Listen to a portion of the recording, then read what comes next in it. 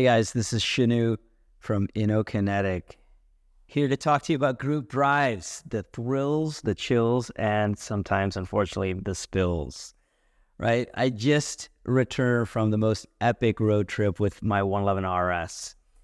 We set it out to Detroit for an event that we were hosting out there with Lotus of Detroit. Then I took the car and drove down to Marietta, Ohio, with a few of my fraternity brothers, all car guys, having a good time, driving some amazing roads down in Marietta, Ohio. I think we're going to try to plan an annual trip with Lotus Detroit every spring. So we had a great time down there, and from Marietta, Ohio, we drove down to the Tail of a Dragon for an event that was being hosted by Smoky Mountain Drives.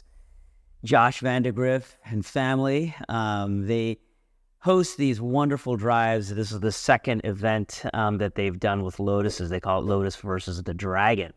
Well, I had the pleasure of being the title sponsor of that event, so I had to get my car down there for it, and we had a hoot.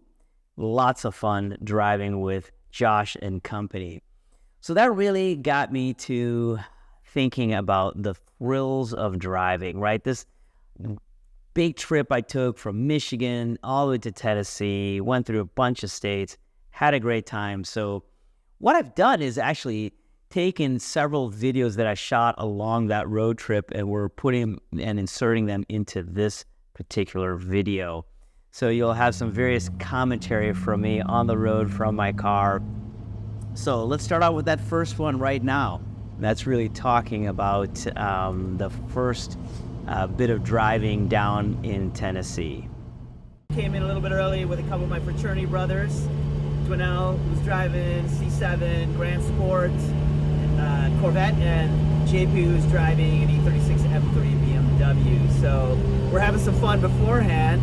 We actually got a clean run through the Tail of the Dragon, which was amazing.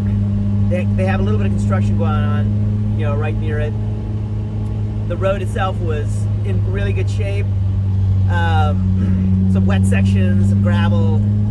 So, you know, a real challenge. You know, the thing with the Tail of the Dragon, you're constantly working, right? You're sawing at the wheel back and forth and back and forth. It's really a lot of work and a lot of fun. It's so intense. It's like over 300 corners in a matter of 11 miles. Something pretty amazing, you know. We got to Deals Gap, and then we went and did some of the fast sections that was really pretty amazing as well. And so anyhow, now we're just driving a bunch of the other roads.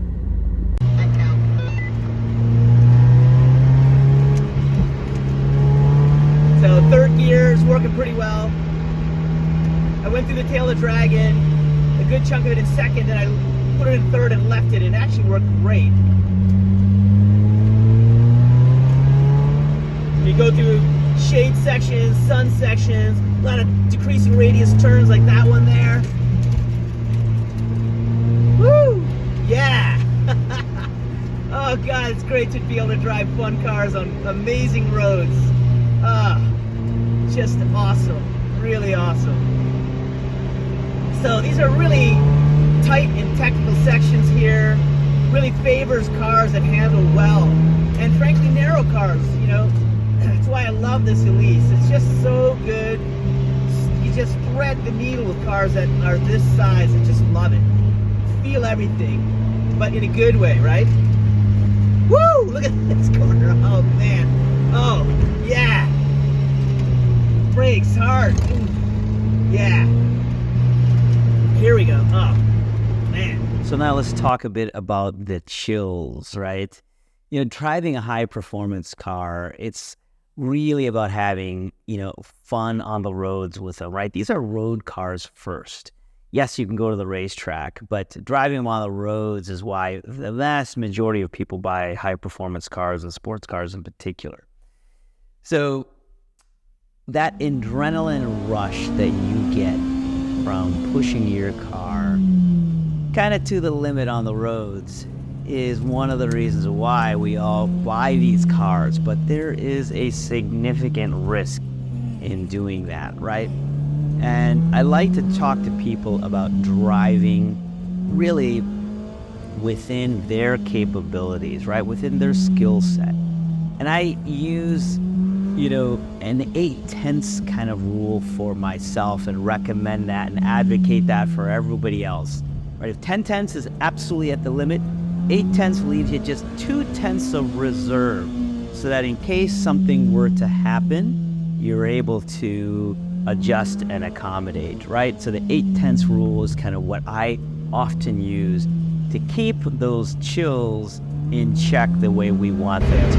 I'm absolutely at the max of what I am comfortable doing on the road, and I know he's got more in it. But anyway, there's Josh, there's an Aurora 400 in front of me, then me, and then we got a handful of cars in the back. But it's a pretty big group, about 40 people, and having a great time. The Dragon this morning was a little bit on the slippery side. In fact, there was a couple of sections, that they've been repaving, so it was super slippery.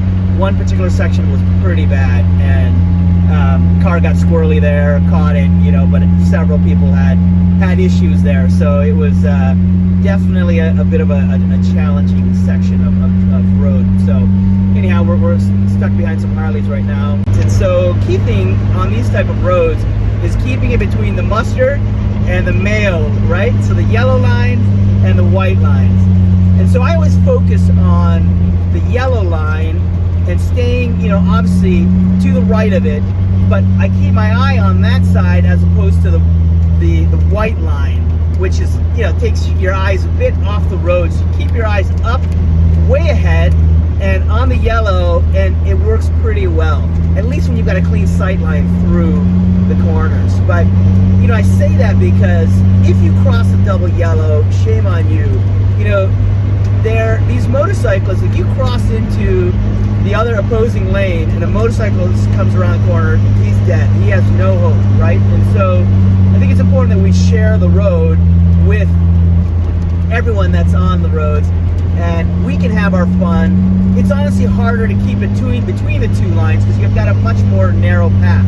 But make that your challenge, and you have the fun that you can have. Stay in control. Always leave a bit of reserve, right? So I'm driving, are in the 8/10 kind of range when I'm out with friends that I know and know they're trained drivers, and we can go and push a bit.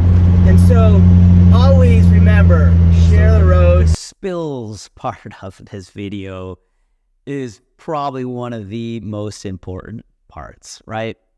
There are three things that you can try to keep in mind here when you're out on a group drive, really pushing your car, okay? Try to stay in your lane, right? Stay between that mustard and the mayo, right? Drive within that skill level that you have. Don't try to keep up with guys that are significantly faster than you because you're going to push yourself beyond that 8/10 that we've talked about. And then use an abundance of caution when you're driving. Just be aware, right? And why is that? Well, there's three things that you got to always be thinking about here. One is cars break, okay? So make sure you show up with your car in proper mechanical condition, right? Drivers make mistakes. It could be you or it could be somebody in your group that has made a mistake. And when that happens, oftentimes there's a chain reaction, and leaving enough reserve so that you can accommodate and react safely is very, very critical, right? Third thing is the environment, which can be very unpredictable. When you're out driving, you may come around a corner and there's a patch of gravel that came from a little rock slide, or there could be some wet leaves or grass or an animal, right? You have to make sure you're leaving that 2/10 reserve at minimum so that you've got a real chance. So in conclusion, remember those three basic tenets, right? Stay in your lane between the mustard and the mayo. Stay and drive within your skill level, right? Don't try to keep up with those crazy fast guys. Stay within your skill set. And then, of course, use an abundance of caution, right? Remember, cars break, drivers make mistakes, and the environment can catch you. So follow those 3 basic tenets. You can still go fast and don't die, right? Thanks for watching, guys. We'll see you next time around. Yeah, we're going through a fast sweeper now. This is